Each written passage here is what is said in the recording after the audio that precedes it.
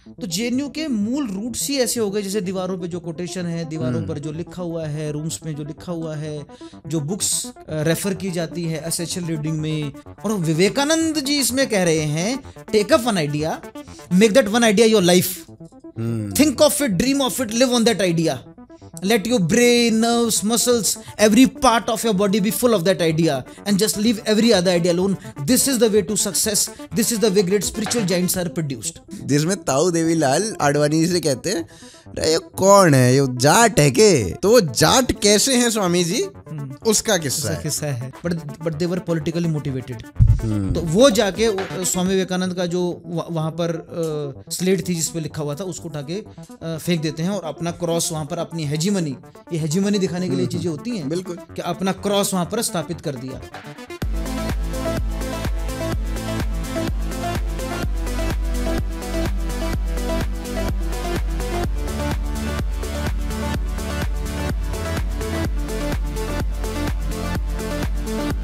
नमस्कार दोस्तों, आप देख रहे हैं एकेडीके का पॉडकास्ट चैनल, और आज हम अपने मित्र निखिल यादव जी से आपको रूबरू कराने आए हैं. और एक पॉडकास्ट हम पहले भी इनके साथ कर चुके हैं. निखिल यादव जी जो हैं वो बेसिकली जेएनयू के स्कॉलर हैं. वहाँ पे इन्होंने पीएचडी अपना डॉक्यूमेंट जो है सबमिट करा दिया है. अपना पीएचडी के लिए जितने भी जो सिनॉप्सिस होते हैं, सारी चीज़ें होती हैं, वो सबमिट करा दी. कमाल की बात है कि जेएनयू में सबमिट भी हो जाती हैं. ये बहुत अच्छी बात करी आपने कि सबमिट करा दी, नहीं तो लोग तो कराते नहीं है वहाँ पे ऐसा कुछ. नहीं, समय से करवा देनी चाहिए सबको. तो मतलब आप अपने प्रौढ़ आयु में पहुँच पाए सबमिट कराने से पहले, या क्या मतलब जवानी में ही करा दी? नहीं, मैंने तो 28 में करवा दी. ओहो, सैड. और सरकार के अभी ऐसे रूल्स भी आ गए हैं. अच्छा, 15-20 साल और रुकना चाहिए था अभी. मतलब जेएनयू के हिसाब से बहुत जल्दी नहीं करा दिया आपने. नहीं, समय बदल रहा है तो समय से ही कर लेनी चाहिए ऐसे. अच्छा, तो निखिल भाई जो हैं वो बेसिकली विवेकानंद केंद्र में कार्यरत हैं. वहाँ के युवा, मतलब जो कॉलेजेस होते हैं ना, नॉर्थ रीजन के जो कॉलेजेस हैं, उनमें ये बेसिकली स्वामी विवेकानंद के कार्यों को पहुंचाते हैं बच्चों तक के. उन्होंने ये किया था, ऐसा किया था. सही. तो आप थोड़ा इस विषय में बताइए, आप क्या मतलब किस तरीके की बातें करते हैं जब यूथ से आप इंटरेक्ट करते हैं स्वामी विवेकानंद के बारे में, जब उनसे इंटरेक्शन होती है तो यूथ का रिस्पॉन्स क्या आता है, और यूथ बोलता क्या है उन सब जो सब्जेक्ट्स के बारे में? सुनना चाहता है, नहीं सुनना चाहता, क्या चीज़ें होती हैं वो?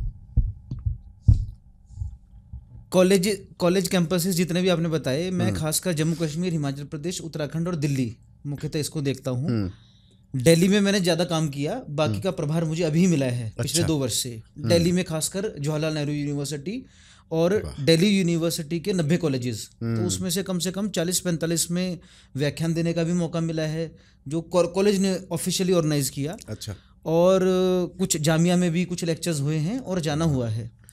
लेकिन जामिया का क्या आपका वो रहा, मतलब जामिया में जब आपने लेक्चर दिया स्वामी विवेकानंद के बारे में, तो वहाँ के क्राउड का क्या रिस्पांस था? जामिया में एक तो ऐसे मतलब जो राष्ट्रवादी विचारधारा वाले ही युवा अधिकतर उसमें आए थे. अच्छा. तो कोई चैलेंज था नहीं. 2020 में जो कोविड ईयर था, तो उसी के एंड में मैंने ये लेक्चर रखा था. अच्छा. तो ये एक youth United for vision and action अपना एक संकल्प चलता है, उसी के माध्यम से उन्होंने एक प्रोग्राम करवाया था. अच्छा. जो आपने बात बोली, दिल्ली यूनिवर्सिटी और जेएनयू बिल्कुल अलग हैं. हाँ. दिल्ली यूनिवर्सिटी तो अंडर ग्रेजुएट्स मोस्टली सारे कॉलेजेस हैं, और फिर डिपार्टमेंट्स में तो कुछ ही विद्यार्थी उसमें होंगे. तो हर कॉलेज, अगर 90 कॉलेज आप लगाए तो हर कॉलेज में 3 से 4 हज़ार की स्ट्रेंथ है. और मेन कैंपस तो नॉर्थ कैंपस है, और साउथ कैंपस, यहाँ पे सिर्फ मास्टर्स और रिसर्च के प्रोग्राम्स हैं. बिल्कुल. जेएनयू में सिर्फ और सिर्फ अंडर ग्रेजुएशन सिर्फ लैंग्वेज कोर्सेज में है. बाकी सारे मास्टर्स और रिसर्च, और 7 से 8 हज़ार युवा ही है कुल मिला के. ये क्लोज डोर कैंपस है. क्या जेएनयू में 7 से 8 हज़ार युवा है? युवा तो है. युवा की डेफिनेशन क्या है जेएनयू के हिसाब से? स्वामी विवेकानंद के हिसाब से है दैट जो भी मेंटली, फिजिकली, इमोशनली बैलेंस्ड है, स्पिरिचुअली इंक्लाइंड है, वो युवा. तो स्पिरिचुअली इंक्लाइंड में जेएनयू का यूथ आता है? कुछ आता है। अच्छा। जेएनयू का एक अद्भुत परिदृश्य मैं आपको दिखाता हूँ। एक सही मायने में जेएनयू आप कहेंगे क्या, एक लघु भारत आपको जेएनयू में दिखेगा। बिल्कुल। दूसरा, आप स्वामी विवेकानंद की प्रतिमा जहाँ पे है वहाँ पे खड़े हो जाइए, सुबह आपको 1 से 2,000 युवा चींटियों की तरह लाइन में लाइब्रेरी की ओर जाते हुए दिखेंगे। तो विषय ये है कि उस 7-8 हजार में हर प्रकार का जलवा आपको मिलेगा। बिल्कुल। 12 बजे तक सोने वाला भी मिलेगा। वो कुछ जो हम प्रत्यक्ष तौर पर देखते हैं कि अराष्ट्रवादी एक्टिविटीज में लिप्त युवा भी मिलेगा। प्योरली यूपीएससी सेंट्रिक, गरीब घरों से आने वाले यूपीएससी सेंट्रिक और गवर्नमेंट जॉब सेंट्रिक युवा एकेडमिकली जो काम कर रहे हैं। और एक बिल्कुल एक अलग दुनिया भी है, वो है प्योर साइंटिस्ट। आनंद रंगनाथन सर, सुमनधर सर बैठे हैं जम के लैब्स में, और ये शांति स्वरूप भटनागर अवार्डी संजय पुरी सर, एक से एक बड़ा एकेडमिशियन, और एक पूरा एक नैरेटिव चल रहा है। और खासकर लेकिन वो सोशल साइंस वाले, सोशल साइंस का एक पूरा वो चल रहा है जो लंबे समय से एक काम कर रहा है, क्या भारत में कुछ भी अच्छा नहीं है, ना था ना हो सकता है। और एक सबसे बड़ी मतलब जो राष्ट्र को उससे जो नुकसान होता है, या जो हम प्रत्यक्ष तौर पर जेएनयू को जो मतलब जेएनयू जिससे डिफेम होता है, वो ऐसा आता है कि जितने भी हमारे सेजिज हैं, जिसको तो मैं स्टॉलवर्ड्स कहूँगा, स्वामी विवेकानंद, बाबा साहब अम्बेडकर, सुभाष चंद्र बोस, पंडित नेहरू, उन सबको पूरा किस प्रकार से प्रेजेंट कर दिया है, कुछ समझ ही नहीं आता। इतनी डिबेट, डिस्कशन, ये वो सब उसको घुमा के, तो वो एक कंफ्यूजन जो क्रिएट कर दी, वो बाहर के लोगों को ज़्यादा दिखने में आता है। तो जेएनयू का तो बड़ा पूरा जलवा, 8,000 में आपको हर प्रकार का व्यक्ति मिलेगा।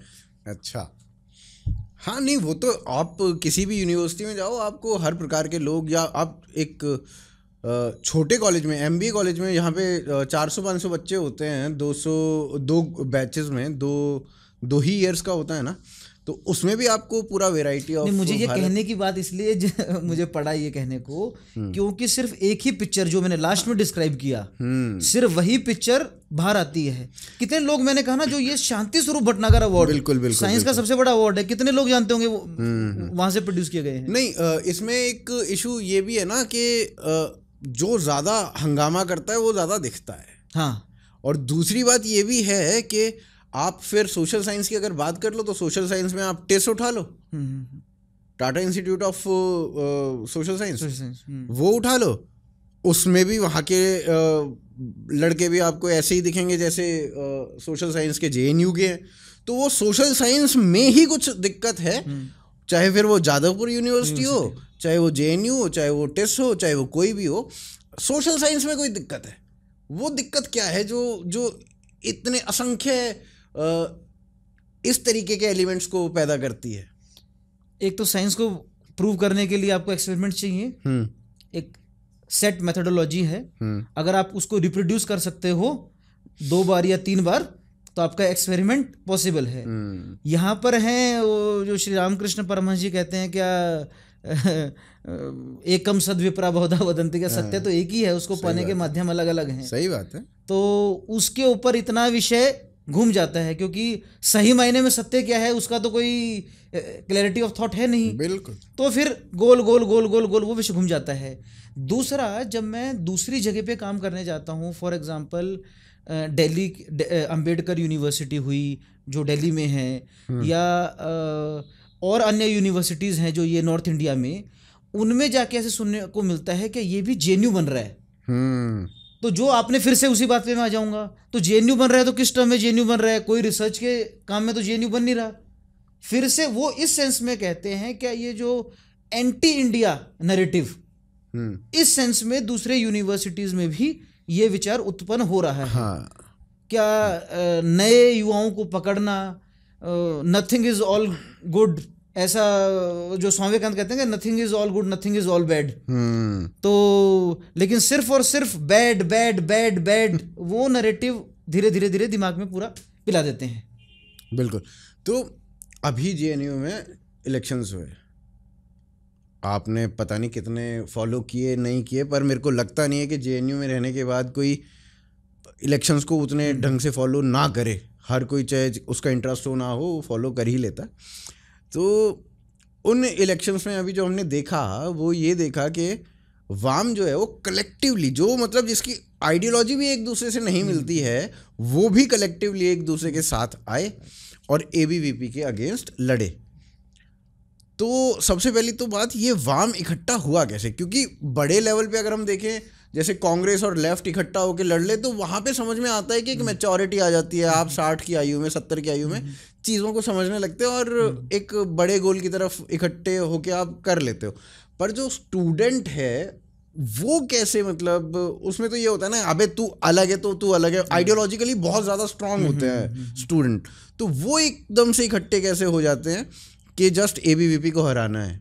और दूसरा जो इसी में प्रश्न है वो ये है कि फाइट जो हुई इस बार बहुत तगड़ी हुई, कॉन्टेस्ट जो हुआ अच्छा था, तो उस इलेक्शन के बारे में भी थोड़ा आप बताइएगा। एक तो आए नहीं है, अच्छा, इच्छा से नहीं आता कोई भी मजबूरी में आते हैं, लाया जाता है मजबूरी में।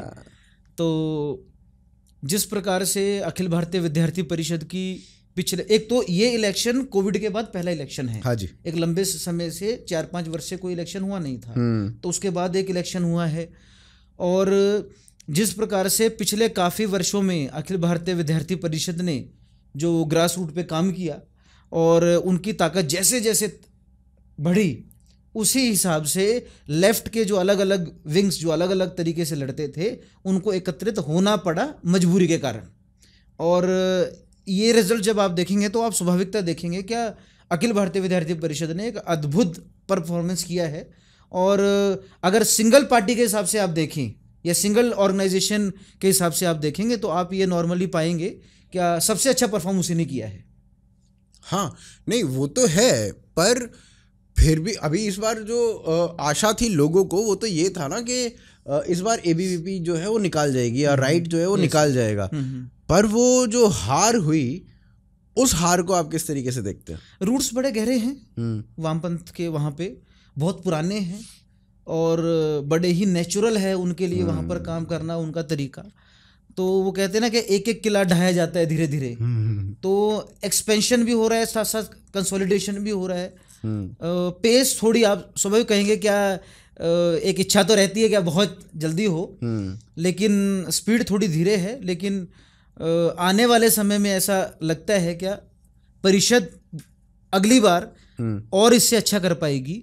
और खासकर वोट चाहिए ऐसा हो, जैसे केरला में बीजेपी को कोई सीट नहीं आती, इसका मतलब ये नहीं क्या संघ का काम वहां पर कमजोर है, संघ का काम वहां तो सबसे ज्यादा काम वहीं कर रहा है। हाँ, तो कार्य बढ़ रहा है, कार्य बढ़ रहा है, लोग इस विचारधारा को समझ पा रहे हैं जो अखिल भारतीय विद्यार्थी परिषद बता रही है, क्योंकि वाम विचारधारा तो वहां पहले से बहुत ज्यादा ही है। बिल्कुल बिल्कुल बिल्कुल।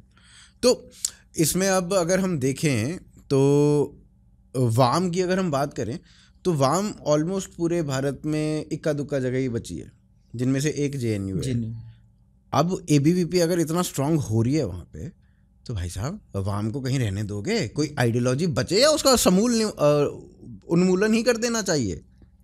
देखो तो सर, जब राज चला तो ऐसा चला कि 35 साल तक बंगाल में ढोल बजाया गया। सही बात। 35 वर्ष में एक प्रदेश को आप इतना उन्नत बना दो क्या उसको आदर्श समझ के दूसरे प्रांत उसको अडॉप्ट करने लगे। जैसे आप गुजरात का मॉडल देखते हैं, जैसे आप मध्य प्रदेश का मॉडल देखते हैं, क्या आप कहीं दिखा पाते हैं ना क्या प्रैक्टिकली हमें पावर मिली, हमने उस पावर को ऐसा यूज किया जो बाकी नहीं कर सकते थे, और हम एक जनसाधारण के जीवन को भी बदल सकते हैं। लेकिन जब जनसाधारण का जीवन नहीं बदला, वो नीचे गिरता गया, क्राइम रेट बढ़ता गया, डेमोग्राफिक डिविडेंड बदलने गया, दूसरे प्रदेश से दूसरे राष्ट्र से जहां बाउंड्री लगती है वहां से घुसपैठियां आने लगे और पूरा विषय ही बदल गया। तो फिर बाकी लोग भी ज़्यादा समय तक तो उसमें चले नहीं। तो जहां जहां इनका, और आज तो बंगाल में ही इनकी स्थिति क्या है वो किसी को बताने की जरूरत नहीं है। क्या कितने मेंबर ऑफ पार्लियामेंट ऐसे, पिछली बार तो एक भी नहीं आया। तो उस स्थिति पे चले गए जहां आप 35 ईयर्स रूल करते हैं।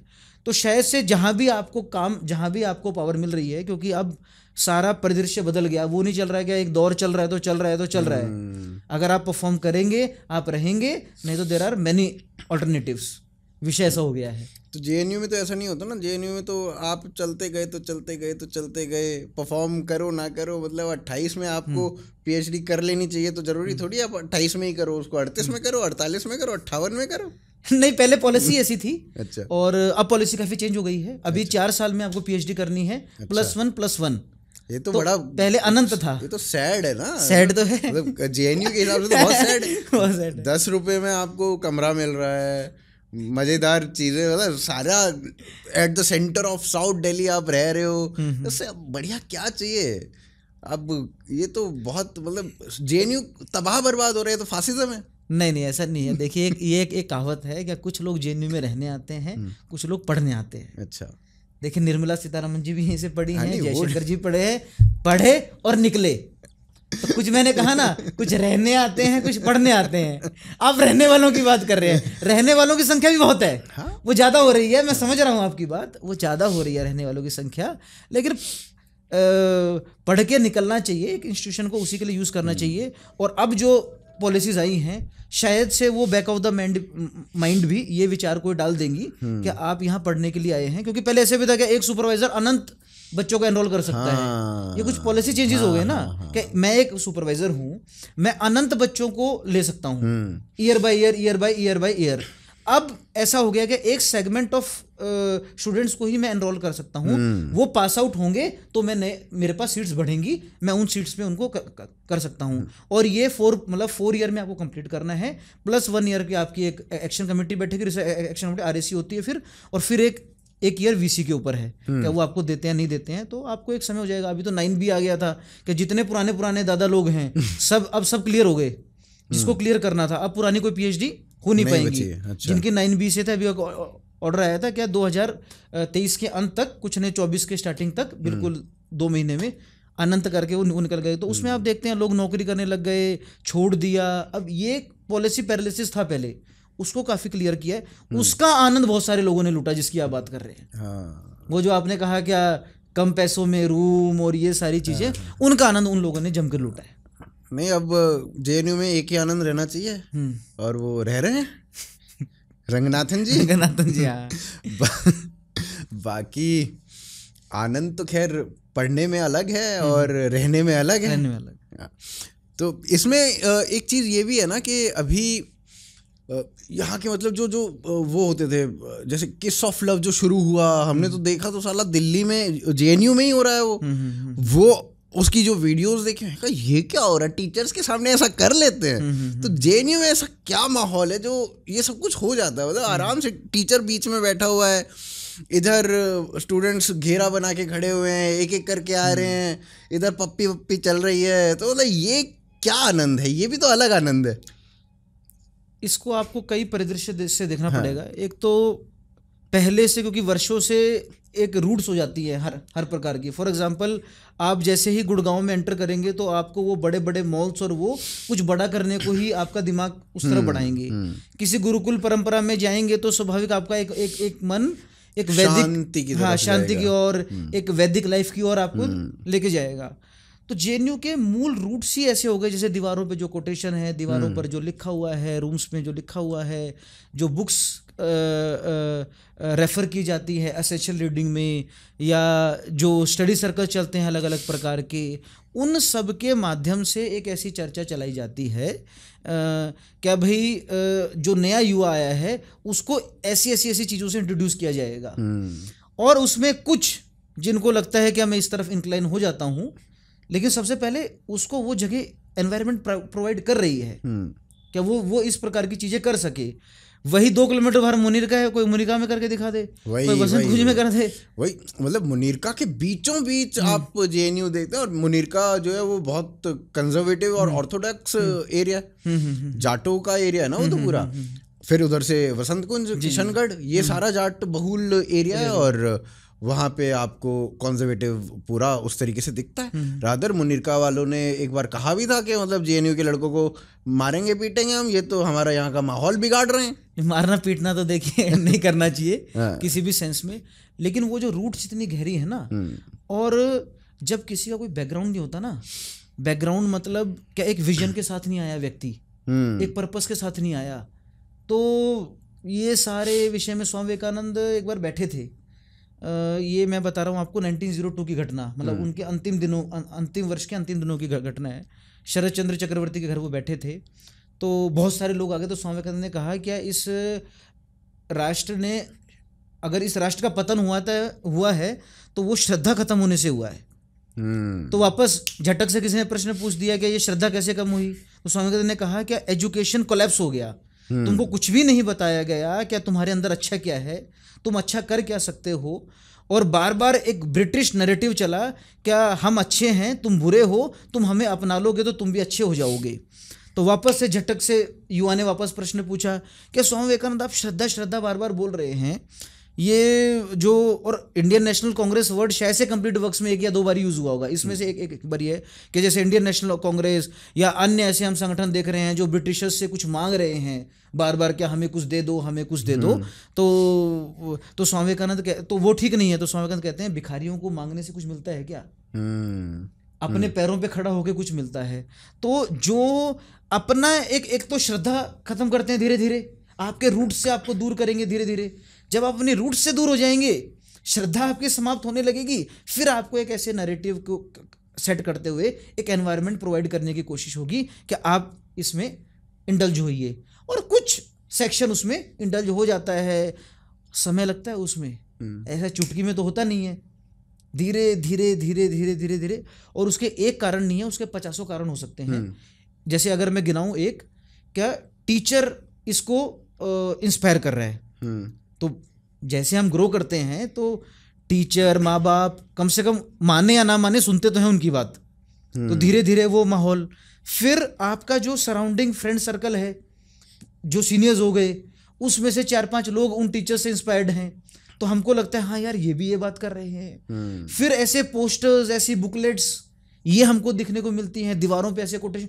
तो एक वो जो इकोसिस्टम ऐसा डेवलप हो जाता है ना, क्या गिरने, मतलब चलने को थोड़े ज्यादा रीजन चाहिए, गिरने को ज्यादा रीजन चाहिए नहीं। एग्जैक्टली। तो वो इकोसिस्टम ऐसा डेवलप हो जाता है धीरे धीरे। वहाँ पे मतलब अगर जेएनयू की ही बात करें, उसके बाद स्वामी जी पे भी आएंगे, तो जेएनयू की अगर बात करें तो ब्राह्मण घृणा या कहें उस तरीके के स्लोगन्स जो हैं वो दीवारों पर बार बार आते हैं। और ऐसा नहीं है कि एक बार आते हैं, अनेकों बार आते हैं।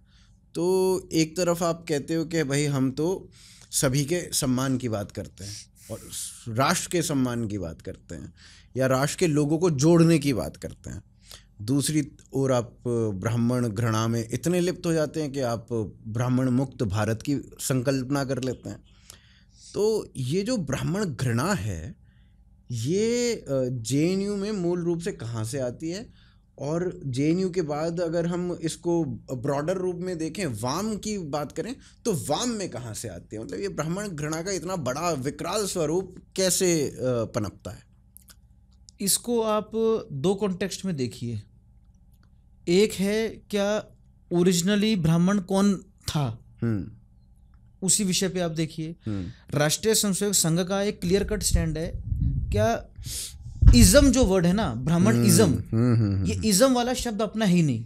बिल्कुल ठीक है, ब्राह्मण के कुछ जीवन मूल्य हैं, वो कोई भी अपनाएगा तो वो वैसा जीवन जीता था। बिल्कुल। और कुछ पुरानी मूवीज और ऐसे रेफरेंसेस में हम देखते हैं कि एक गरीब व्यक्ति ही ब्राह्मण होता था। क्या वही हमारी चीजों को परफॉर्म करेगा? हमारे दादाजी ने या नाना जी ने या जिसने भी हमें कहानी सुनाई है, तो कहानी का जो पहली लाइन होती थी, एक गरीब ब्राह्मण था, ऐसे ही शुरू होती थी। जो विद्या अर्जन करेगा, जो विद्या देगा, जो भिक्षा पे ही रहेगा, इस प्रकार का एक श्रेष्ठ जीवन होता है। फिर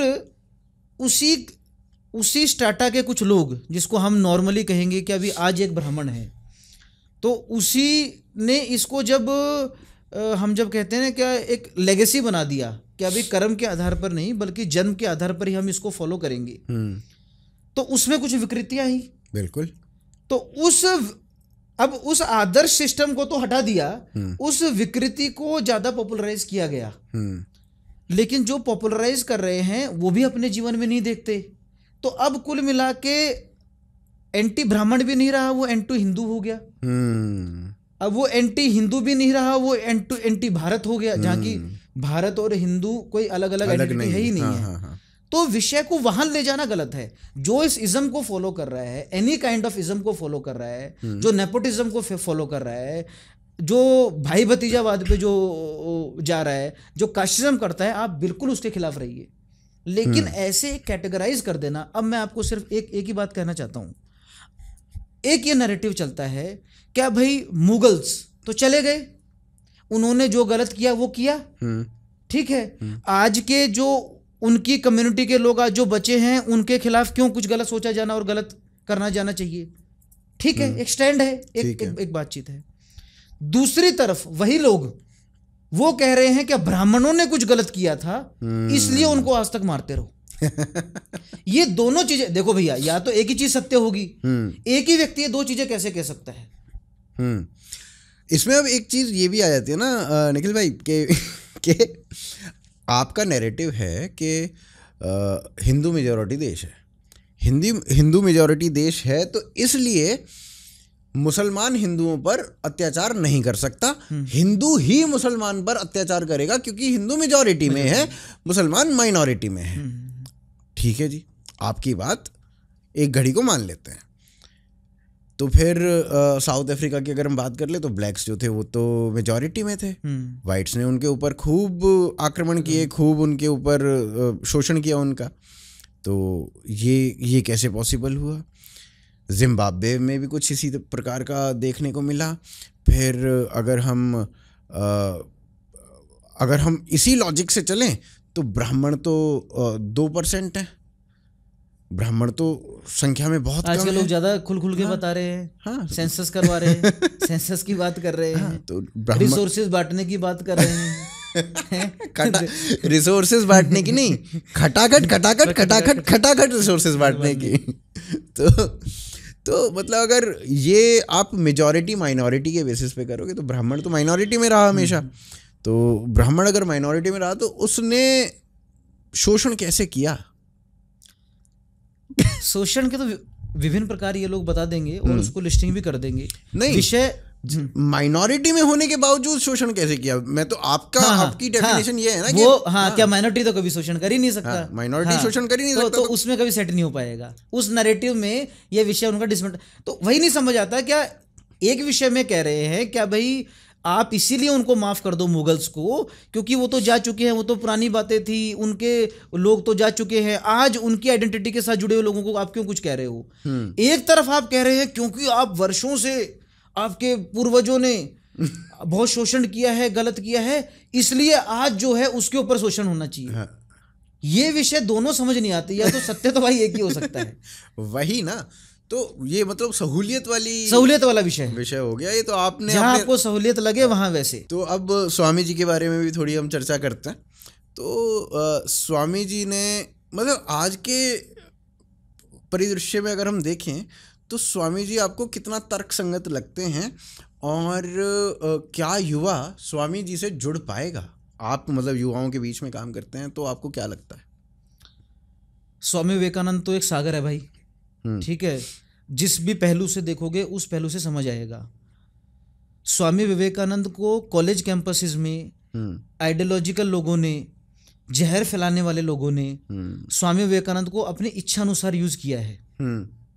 तो नॉर्मली जो स्वामी विवेकानंद का एक पिक्चर बनाया गया है, वो एक लेफ्ट ने उनको इसलिए नहीं देखा, जो हमने पहले भी डिस्कस किया था, क्या उन्होंने गेरुआ वस्त्र पहने हुए थे इसलिए उनको ठीक है ये तो एक भगवाधारी होंगे। लेकिन स्वामी विवेकानंद का जो सुभाष चंद्र बोस लिखते हैं ना कि he was the spiritual father of the modern nationalist movement, क्या स्वामी विवेकानंद जो आधुनिक राष्ट्रवाद था उसके एक आध्यात्मिक पिता के तौर पर वो उभर के आए। तो निखिल भाई, इसमें स्वामी विवेकानंद जी की बात चल ही रही है, तो इसमें हम अगर 2-3 वर्ष पीछे जाएं, जेएनयू में जाएं, तो जेएनयू में बड़ा विवाद हुआ था स्वामी जी की प्रतिमा के ऊपर, लड़ाई झगड़ा भी हुआ था, और एक पक्ष स्वामी जी को इतना फॉलो कर रहा था, दूसरा पक्ष जो है उसके पूरे विरोध में था। और खैर वामपंथ से हमें बहुत ज़्यादा अपेक्षाएं हैं नहीं, आकांक्षाएं भी नहीं है, भारत को भी नहीं है। तो ऐसे में अगर आप वामी लोगों के पास स्वामी जी के बारे में बताने जाएं तो किस प्रकार का रिस्पांस आएगा वो हम सभी को पता है। और दूसरी ओर राष्ट्रवादी जो लोग हैं उनके पास आप जाएं तो वो आपको बैठ के सुन भी लेंगे। लेकिन मेरा प्रश्न यहाँ पे ये है कि जैसे स्टूडेंट है, स्टूडेंट ब्रेन जो है वो अभी डेवलपिंग ब्रेन है, वो अपनी आइडियोलॉजी खोज रहा है कि मैं कहाँ पे फिट बैठता हूँ, मैं क्या हूँ, मैं कौन हूँ, मैं अस्तित्व अपना खोज रहा हूँ।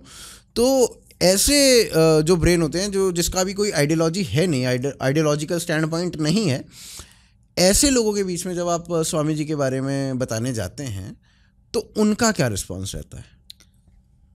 पहले तो आपके जो बाद के जो हम अभी विषय लेंगे वो सारा कैसे स्वामी विवेकानंद एक आइडियोलॉजिकली ब्रिज हैं। तो एक बहुत ही छोटा सेक्शन है, बहुत ही ज़्यादा छोटा सेक्शन, जो जिसको आप कहेंगे ना क्या पत्थर पे सर मारना, वो बहुत छोटा है। उसके सिवाय जिसको हम सोच रहे हैं क्या जो वामपंथी भी है या लेफ्ट ओरिएंटेड भी है, उस भी युवा तक अगर हम सही मायने में स्वामी विवेकानंद का विषय लेके जाएंगे तो वो उस विषय को समझेगा।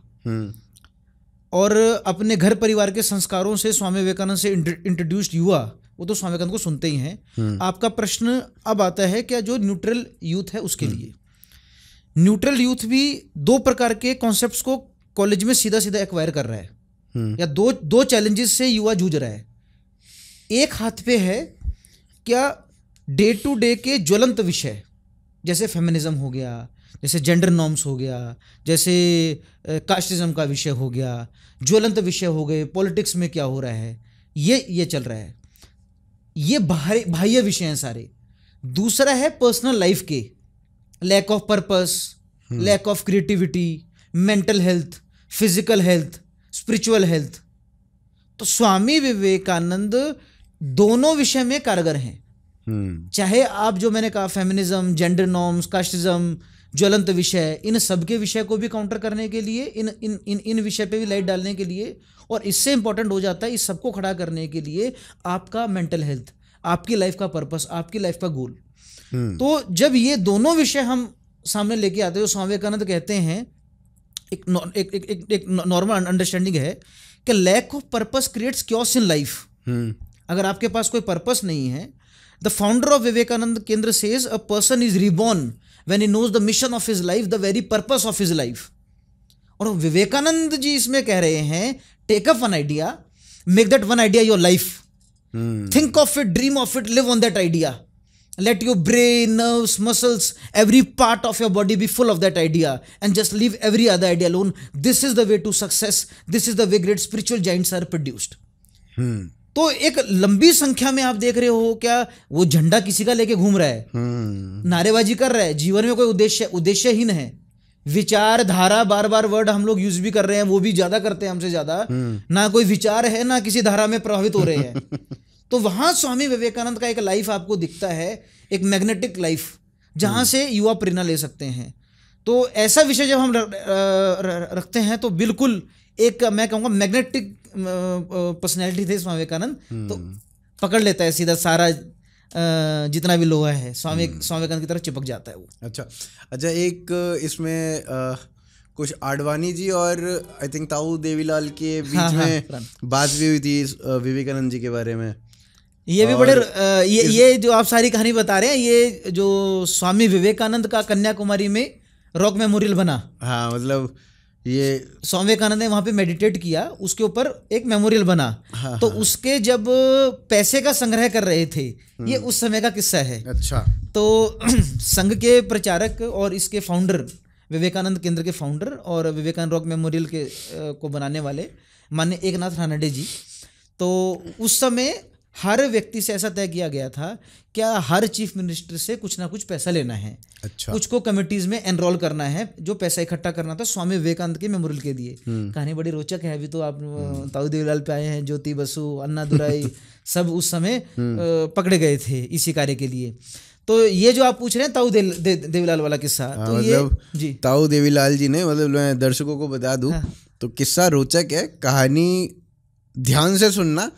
जिसमें ताऊ देवीलाल आडवाणी से कहते हैं ये कौन है, ये जाट है के, तो वो जाट कैसे हैं स्वामी जी, उसका किस्सा है। तो क्योंकि आडवाणी जी ताऊ देवीलाल जी से परिचित थे, तो माननीय एकनाथ जी जो संघ के सर कार्यवाहक जनरल सेक्रेटरी तक के दायित्व पे रहे 1956 से 1962 तक, और इस मेमोरियल का सारा वो काम देख रहे थे। तो इनके माध्यम से, परिचय के माध्यम से ताऊ देवीलाल के पास गए। तो ताऊ देवीलाल जी को सारा विषय बताया कि एक राष्ट्रीय स्मारक बन रहा है दक्षिण भारत के आखिरी शिलाखंड वहाँ पर, शिला पर, तो आप भी इस कार्य से जुड़िए और स्वामी विवेकानंद जी का स्मारक ये बन रहा है। तो ताऊ देवीलाल जी विवेकानंद जी का चित्र देखते हैं और कहते हैं भाई ये स्वामी विवेकानंद जाट है के? क्यों? पगड़ी देख के, क्योंकि स्वामी विवेकानंद की अद्भुत पगड़ी थी और वो भी राजस्थान में मिली थी। राजस्थान में स्वामी विवेकानंद को पगड़ी मिली थी और हरियाणा और राजस्थान का काफी इलाका जो है, एरिया ऑलमोस्ट सेम है, सटा हुआ है। और अभी आप देखेंगे क्या अप्रैल से लेके अक्टूबर तक भीषण गर्मी भी पड़ती है हमारे उस इलाके में, तो साफा पहनने की आदत है। ताऊ देवीलाल जी भी साफा पहनते थे और हरियाणा की राजनीति के बड़े स्तंभ रहे। तो जैसे ही ताऊ देवीलाल जी ने ये पूछा तो एकनाथ जी तुरंत बोलने लगे, क्या भाई ये आडवाणी जी बोलने लगे क्या? नहीं नहीं, वो जाट नहीं है। जैसे आडवाणी जी बोलने लगे तो एकदम से एकनाथ जी ने उनका हाथ पकड़ लिया और तुरंत बोला हाँ हाँ स्वामी विवेकानंद जाट हैं। तो इससे बेनिफिट क्या हुआ? इससे बेनिफिट ये हुआ कि आडवाणी जी ने पहले तो उनकी तरफ देखा, क्या भैया विवेकानंद जी जाट तो नहीं है, तो ऐसा क्यों कह रहे हैं। तो जब बाहर गए तो फिर उन्होंने पूछा कि एकनाथ जी आपने झूठ क्यों बोला? तो एकनाथ जी ने बोला कि मैंने झूठ क्यों बोला भाई, अगर मैं कहता क्या स्वामी विवेकानंद कुछ और हैं, अगर ऐसा है, ऐसा तो कुछ नहीं है कि स्वामी विवेकानंद कुछ और तो है नहीं, तो स्वामी विवेकानंद जाट भी हैं, फिर स्वामी विवेकानंद जी तो सबके हैं। तो इस प्रकार से फिर वो समझते बोले हाँ, फिर आडवाणी जी मानते बोले हाँ फिर आपने सही किया, क्योंकि उनकी मूल भावना थी वो अपने से उनको जोड़ना चाह रहे थे।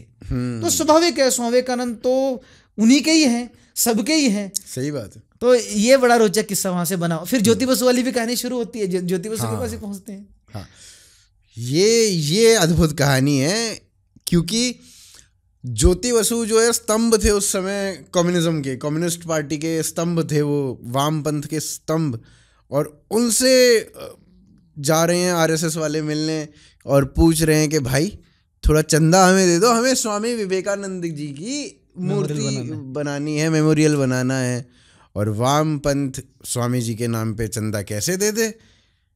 तो फिर भी उन्होंने चंदा दिया, कैसे दिया वो इनसे समझते हैं। अब यही था क्या, कमेटीज बन रही थी, तो जब वेस्ट बंगाली कमेटी बन रही थी तो एकनाथ जी गए और उस समय ये डेप्यूटी चीफ मिनिस्टर थे ज्योति बसु जी। हाँ, तो ये सारा किस्सा है अपना 1964 से 70 तक 6 वर्ष में ये पूरा मेमोरियल बना, तो इसी के बीच का ही किस्सा है, मतलब 1966-67 की ये बात होगी। तो एकनाथ जी जाते हैं ज्योति बसु से मिलने और वो चाह रहे थे कि ज्योति बसु इस कमेटी के एक वाइस प्रेसिडेंट बने। बहुत बढ़िया। तो जब वो उनसे मिलने गए तो उन्होंने कहा क्या मैं चाहता हूँ कि आप इस कमेटी से जुड़ें और कुछ पैसा भी इसके लिए दें। तो ज्योति बसु उनको देखते हुए कहते हैं क्या आप किसी गलत ज्योति बसु से मिलने आ गए हैं, इस लाइन में 7 और ज्योति बसु रहते हैं। I have nothing to do with Swami Vivekananda, I have nothing to do with RSS. तो एकनाथ जी की एक बड़ी विशेषता थी, पूरा होमवर्क करके जाते थे। उन्होंने तुरंत ज्योति बसु जी की 4-5 स्पीचेस को कोट कर दिया कि आप तो कह रहे हैं क्या भाई डाउन ट्रॉडन के लिए काम होना चाहिए, प्रोलेटेरियट्स के बीच में काम होना चाहिए, और यही विषय स्वामी विवेकानंद लेके जाते हैं और प्रत्यक्ष तौर पर काम भी करते हैं।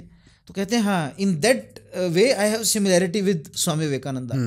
तो फिर वो कहते हैं तो हर विषय में सिमिलैरिटी थोड़ी होनी चाहिए। तो वो कहते हैं लेकिन स्वामी विवेकानंद का जो आध्यात्मिक जो रूप है, स्पिरिचुअलिटी वाला जो रूप है, वो हमें समझ नहीं आता, उससे मुझे कुछ लेना देना। तो उन्होंने कहा ठीक है, कोई जरूरी थोड़ी है कि हर एक विषय में आपको हामी हाई होनी चाहिए, घर परिवार में भी तो अलग अलग रूप होते हैं। इस प्रकार से वो विषय रखते हैं। तो अब उनका एक रिजर्वेशन रहा क्या भाई मैं तो पॉलिट ब्यूरो का सदस्य हूं, तो पॉलिट ब्यूरो जब तक हामी नहीं भरेगा तब तक मैं हामी कैसे भरूं। तो फिर वो जाते हैं और पॉलिट ब्यूरो से पूछते हैं। पॉलिट ब्यूरो कहाँ हाँ करने वाला था, पॉलिट ब्यूरो ने झटपट से मना कर दिया कि अभी नहीं, आपको ऐसी किसी कमेटी मेंबर नहीं बनने वाला। लेकिन एकनाथ जी को तो जोड़ना था। तो एकनाथ जी कहते हैं कि आपकी वाइफ कमला बसु जी तो पॉलिट ब्यूरो की मेंबर नहीं है। बोले नहीं वो नहीं है। तो बोला उनको बुला दो, उनको बुलाइए तो उनको मैं ये कार्य बताता हूँ। तो बोले ठीक है आप, मैं उनको बुला देता हूँ। तो एकनाथ जी कमला बसु जी को सारा विषय समझाते हैं। कमला बसु जी कहती हैं जी मेरा तो कोई समाज में इतना प्रभाव है नहीं। तो वो कहते हैं जितना भी आप लोगों को जानती हैं आप करिए, मैं आपको एक रिसिप्ट दूंगा और आप हैरान रह जाएंगे। उस समय 1100 रुपये कमला बसु जी के प्रयास से स्वामी विवेकानंद का कन्याकुमारी में जो मेमोरियल बन रहा था, जिसका कार्य सारा राष्ट्रीय स्वयंसेवक संघ के प्रचारक एकनाथ जी रानडे जी देख रहे थे, उसके लिए 1100 रुपए की आहुति जाती है। कम्युनिस्ट, देखो कम्युनिस्ट, ये संघ वाले कम्युनिस्टों से स्वामी विवेकानंद जी के लिए 1100 रुपये निकलवा लेते, वो भी उस समय। जोड़ना था, कार्य से जोड़ना था, वो उसको टटोलना था और एक तल पे लेके आना था, ताकि आज भी जितने भी वॉलंटियर्स हैं दोनों आइडियोलॉजी का काम करते होंगे, कम से कम उनको ये रहे कि हमारे लोग कभी मिले हैं, ऐसा विचारों का आदान प्रदान हुआ है, इतना रास्ता कम से कम खोल के चले गए। लेकिन ये उस समय की गहराई थी लोगों में, आज वो गहराई भी समाप्त हो रही है। हाँ, नहीं, पर इसमें एक मुझे थोड़ा स्मरण होता है कि जब वो मेमोरियल बन रहा था तो बीच में उसको रुकवाने की भी बातें हुई थी कि इसको रोक दो या इस तरीके की कुछ चीज़ें हुई थी। चीफ मिनिस्टर थे उस समय भक्त वत्सलम कांग्रेस के। तो ये के कामराज जी के बाद कामराज प्लान हमने सबने सुना है, फिर वो दिल्ली में आ गए थे और उसके बाद भक्त वत्सलम वहाँ के चीफ मिनिस्टर बने। तो भक्त वत्सलम ने, क्योंकि उस शिला पे लोकल जो पॉपुलेशन है कन्याकुमारी की, वो क्रिश्चियन पॉपुलेशन एक बहुत बड़े संख्या में है, तो उन्होंने एक विषय शुरू कर दिया कि भाई यहीं तो हमारे सेंट जेवियर आए थे, जो खुद 400 वर्ष पहले सारे हिंदू थे, वो बोले कि यहाँ हमारे सेंट जेवियर आए थे। तो सबको पता है वहाँ स्वामी विवेकानंद के मेमोरियल है। तो चीफ मिनिस्टर ने ये तो माना भक्त वत्सलम ने, क्या भाई ठीक है, वहाँ पर स्वामी विवेकानंद ने ही मेडिटेट किया, वो विवेकानंद रॉक है, लेकिन वहाँ कुछ मेमोरियल या कुछ चित्र या कुछ ऐसा कुछ नहीं बनेगा। और दूसरा, उस समय सेंटर के मिनिस्टर कैलकाटा से ही सांसद, जहाँ से स्वामी विवेकानंद, जहाँ पे स्वामी विवेकानंद का जन्म हुआ, हुमायूं कबीर कल्चरल मिनिस्टर थे सेंटर में, उन्होंने कहा क्या उसमें रॉक की सुंदरता खत्म हो जाएगी। जहाँ तक उस समय कन्याकुमारी तक ट्रेन भी ढंग से नहीं चलती थी, कौन वहाँ जाता था, कोई वो बहुत बड़ी कोई टूरिस्ट प्लेस भी नहीं थी, कि उसकी सुंदरता खत्म हो जाएगी, इस प्रकार से उसको मना कर दिया। फिर एकनाथ जी अपना कार्य शुरू करते हैं और एक तरह से दोनों को घुटने पे ला देते हैं। लेकिन एकनाथ जी में फिर भी वो एक, जो मैंने कहा, क्या एक बहुत ही सौम्यता थी, क्या उन्होंने परमिशन लेने के बाद भी उनको साथ कार्य में जोड़ा। और अपनी लाइफ के एंड में भक्त वत्सलम जी, जो कभी मना कर रहे थे स्वामी विवेकानंद के मेमोरियल को, क्या मेरे जीते जी नहीं बनेगा, ये लाइन थी, मेरे जीते जी ये मेमोरियल नहीं बन सकता, मेमोरियल भी बना। वो उस समय चीफ मिनिस्टर भी रहे, तब बनता रहा, और बाद में वो एकनाथ जी के ही बहुत बड़े फैन हो गए। अच्छा, अभी आपने मेरे ख्याल ये क्रिश्चियनिटी की बात करी, क्रिश्चियंस ने कहा कि सेंट जेवियर्स यहाँ पे आ गए थे, तो इसी बीच में कुछ ऐसा भी हुआ था शायद कि चर्च के कोई पादरी थे, वो उस स्थान पर क्रॉस लेके चले गए थे, ऐसा कुछ, वो क्या किस्सा था? क्योंकि जैसे ही स्वामी विवेकानंद का वहाँ पर एक बोर्ड लगा, क्योंकि वो तो सीएम ने क्लियर कर दिया कि अभी हम स्टैचू और मेमोरियल नहीं बनने देंगे, लेकिन एक स्वामी विवेकानंद ने यहाँ मेडिटेट के ऐसा रोक बना दिया, एक वहाँ पर एक स्लेट लगा दीजिए, ऐसा लगा दिया गया था। तो कुछ लोगों ने वहाँ पर जाके, इनके नेतृत्व में एक फैक्शन ऑफ क्रिश्चियंस में, इसको हम ये नहीं कहेंगे क्या, क्रिश्चियन लोगों ने, एक फैक्शन ऑफ क्रिश्चियन जो इस चीज़ों में लिप्त हो जाता है आइडियोलॉजिकली, क्या भाई ये तो हमारे उनका है, ये तो हमारे उनका है, जहाँ तक उनको ही पता है, but they were politically motivated. तो वो जाके स्वामी विवेकानंद का जो वहाँ पर स्लेट थी जिस पे लिखा हुआ था, उसको उठा के फेंक देते हैं और अपना क्रॉस वहाँ पर, अपनी हेजिमनी, ये हेजिमनी दिखाने के लिए चीज़ें होती हैं, बिल्कुल, कि अपना क्रॉस वहाँ पर स्थापित कर दिया, क्या भाई ये तो हमारे यहाँ पर आए थे, उसको भी हटा दिया गया। पर उसको हटाने से कोई वो हड़कंप नहीं मचा, जैसे अगर कुछ छोटी सी मज़ार जिसके नीचे कुछ नहीं भी होता है उसको भी हटा दे तो बहुत बड़ी पॉलिटिकल टर्मोइल्स आ जाती हैं। तो क्या उसके बाद कुछ इस तरीके के टर्मोइल हुए? नहीं, नुकसान काफ़ी हुआ उस समय। क्या लोकल जो बोट चलती थी उसको बंद कर दिया गया। आप समझिए, बोट चलाने वाले लोगों को केरला से लेके आना पड़ा। केरला से हिंदू लड़के आए, यंग लड़के, और उनको आप कहेंगे कि वो निस्वार्थ भाव से काम करने आए थे। उनको ही पता था कि वहाँ धक्का भी खाना है, लड़ाई भी हो सकती है, और मिनिमम भोजन पे बोट हमको चलानी पड़ेगी। तो इस प्रकार के भी विषय शुरू हुए। लेकिन एक अंदर से पता होता है ना कि भैया स्वामी जी आए थे, झूठ कब तक बोलोगे। शायद से वो इनहेरेंट कॉन्फिडेंस नहीं होता तो व्यक्ति को पीछे हटना ही पड़ता है। तो यहाँ पे मतलब जब अगर हम देखें तो नेहरू जी को ना ये कोई बहुत ज़्यादा शौक नहीं था कि भाई स्टैचूज बने, मंदिर बने, या पुरानी जो स्टैचूज है, अंग्रेजों के जो स्टैचूज है, उनको हटाया जाए, जो जैसा है वो वैसा रहे, स्टेटस क्वो टाइप की चीज़ों में वो ज़्यादा बिलीव करते थे। तो ये जो स्टैचू बनने की जो परमिशन है वो कैसे मिल गई? इसमें कुछ ऐसा भी हुआ था कि बहुत सारे हस्ताक्षर करवा रहे। हाँ, जैसे आपने कहा कि हमारी बात हुई कि चीफ मिनिस्टर ने तो मना कर दिया, मेरे जीते जी बनेगा नहीं। एक नाथ जी तुरंत पहुंच गए दिल्ली। दिल्ली पहुंचे तो लाल बहादुर शास्त्री जी से मिले। शास्त्री जी के पास उस समय कोई पोर्टफोलियो था नहीं, कुछ समय के लिए, वो कुछ ऐसे दिन थे। शास्त्री जी और एक नाथ जी का अच्छा बॉन्डिंग था। उन्होंने कहा कि अब मैं इसमें आपकी हेल्प करूंगा, लेकिन मैं धीरे चलने वाला व्यक्ति हूँ। तुरंत थोड़े दिनों बाद फिर एक नाथ जी पहुंच जाते हैं और लाल बहादुर शास्त्री जी को बोलते हैं कि शास्त्री जी कुछ हेल्प करिए। तो शास्त्री जी कहते हैं मैंने कहा था यार मैं थोड़ा धीरे चलने वाला व्यक्ति हूँ, थोड़ा आपको धीरे चलना पड़ेगा। तो उस टाइम पीरियड में एक नाथ जी कहते हैं कि मैं क्या करूँ, तो क्या मैं थोड़ा जनमत तैयार कर लूँ क्या? तो वो जनमत तैयार करने के लिए कुछ मैं मेंबर ऑफ पार्लियामेंट से मिल लूँ क्या? तो उस समय दिल्ली में पार्लियामेंट चल रहा था। उस समय दिल्ली में प्रेजेंट जितने भी सांसद थे, आप कितने सोचेंगे बताइए, कितने हो सकते हैं?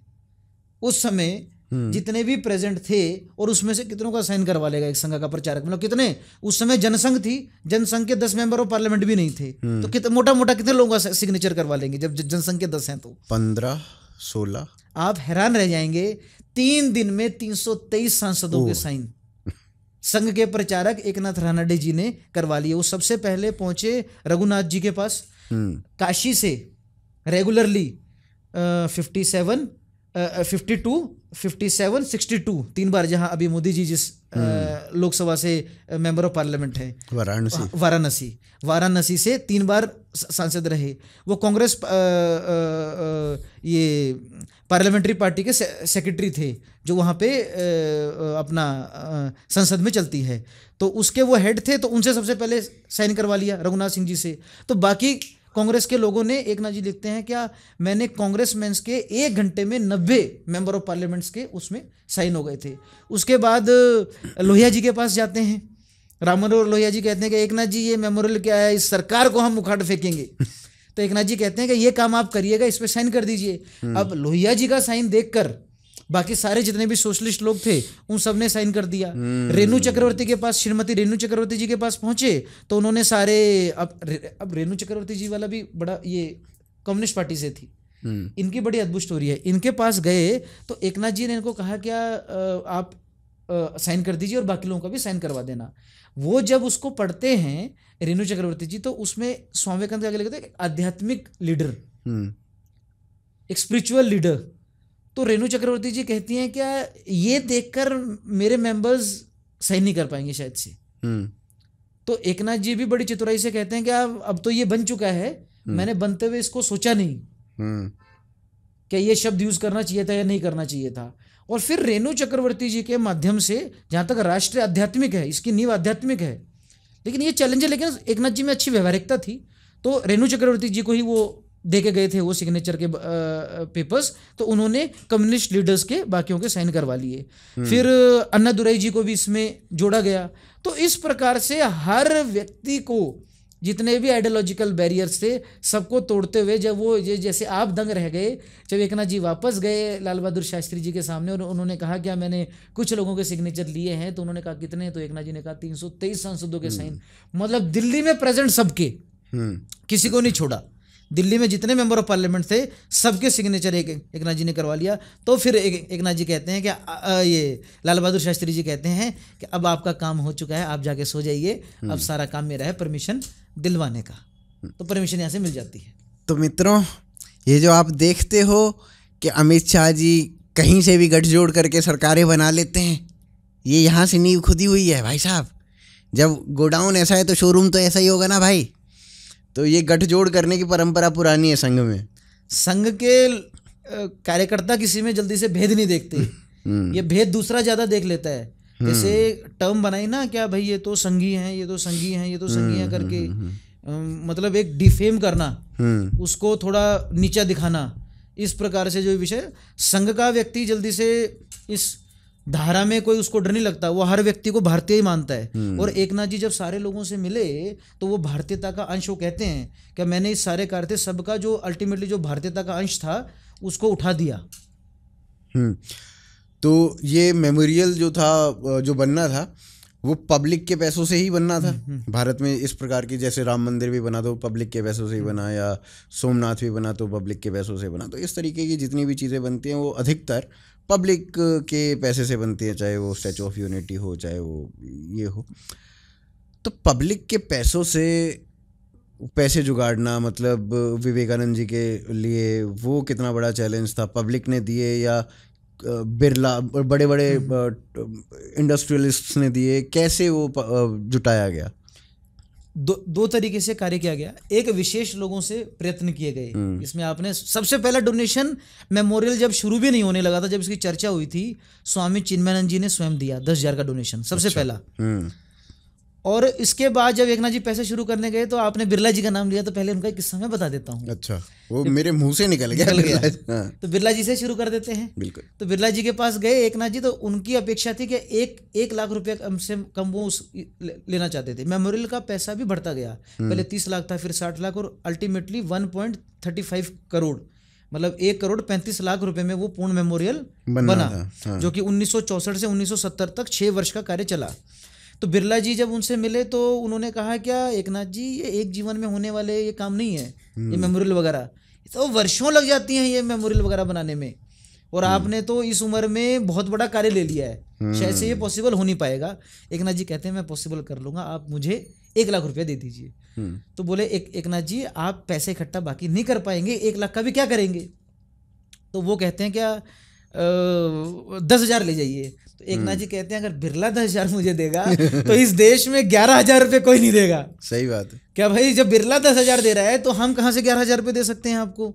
10,000 से नीचे ही मुझे डोनेशन मिलेगी। तो वो कहते हैं क्या मेरे बड़े भाई कल आ रहे हैं, आप उनसे बात कर लेना। तो अब वो एकनाथ जी के सामने एक ट्रिक रख देते हैं बिरला जी। वो कहते हैं क्या आप 50,000 आप 10 लाख रुपये इकट्ठा कर लीजिए, ठीक है? आप जब 10 लाख रुपए इकट्ठा, तब तक हम आपको 50,000 रुपये दे देते हैं।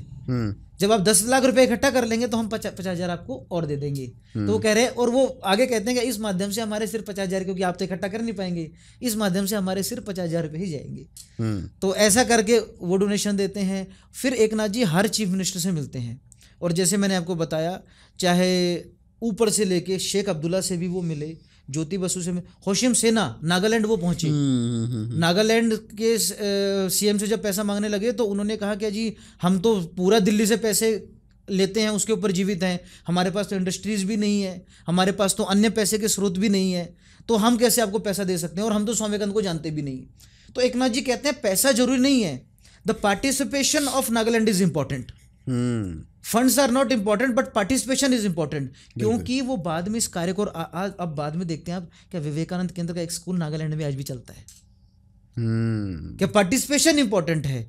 और चौथी बार इतना दूर सुदूर जाना, संघ की साधना देखिए, इतना दूर सुदूर जाना, चौथी बार में वो सीएम उनसे मिले, फिर उनको कुछ स्वामी जी की बुकलेट्स दी और उनको इस कार्य के लिए प्रेरित किया।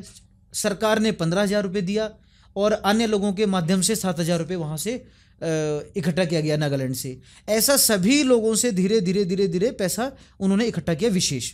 अब जो आपने कहा लोक संग्रह, लोगों से पैसा जन संग्रह करते हुए पैसा कैसे इकट्ठा किया, तो 1 और 3 और 5 रुपए के टोकन बनाए गए, कमेटीज बनाई गई। और उस समय के आप हैरान रह जाएंगे, उस समय की 1% अडल्ट पॉपुलेशन, मतलब 30 करोड़ पॉपुलेशन थी देश में, तो 30 लाख लोगों ने इसमें पैसा दिया था इस कार्य के लिए। 30 लाख लोगों ने 1, 3 या 5 रुपए के टोकन बनाए से, टोकन्स के ऊपर स्वामी विवेकानंद के सेइंग्स, कोटेशंस, इस प्रकार से वो बनाए गए थे और लोगों में। और आज भी मुझे, अभी जब 50 years of Vivekananda rock memorial हुए, हम लोगों में संपर्क करने गए तो ऐसे लोग मिले जिन्होंने के पास वो कूपन थे और वो बड़ी श्रद्धा से कहते थे कि स्वामी विवेकानंद का कन्याकुमारी में जो मेमोरियल बना है उसमें हमने भी कुछ डोनेशन दिया था। अद्भुत। तो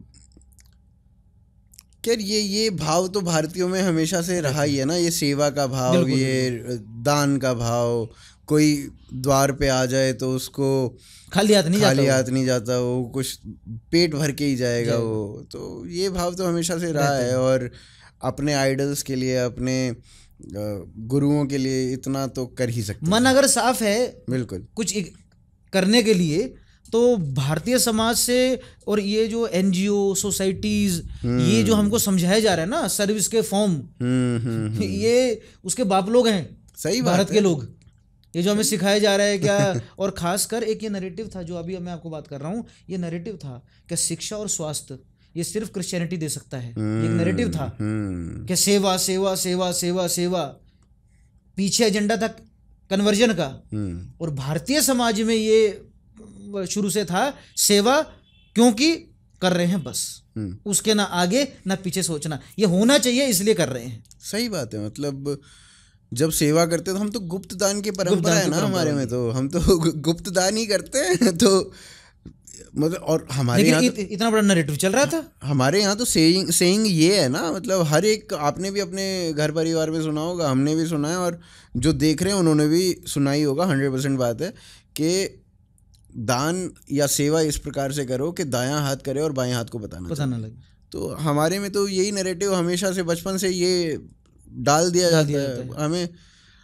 हमने क्या क्या किया वो किसी को पता नहीं है, सोशल मीडिया के ज़माने में भी नहीं पता हमने क्या क्या कर दिया या आपने क्या क्या कर दिया, वो किसी को क्या और क्यों बताना भी क्यों है। तो हाँ, अब इसमें मेरे को एक थोड़ा सा और याद आता है कि इंदिरा गांधी जी बुला लिया आपने। हाँ ये कमाल था। मतलब इंदिरा गांधी जी कैसे आ गई जहाँ तो एक और कांग्रेस उसको बनने नहीं दे रही है, मेमोरियल ही नहीं बनने दे रही है, उधर से आपने कांग्रेस की सबसे बड़ी नेता जो है वही बुला ली। कैसे? मेमोरियल जब पूर्ण बन गया था उसके बाद 1 महीने तक उसका इनॉग्रेशन चलता रहा, लोग आते गए ऐसा करते हुए।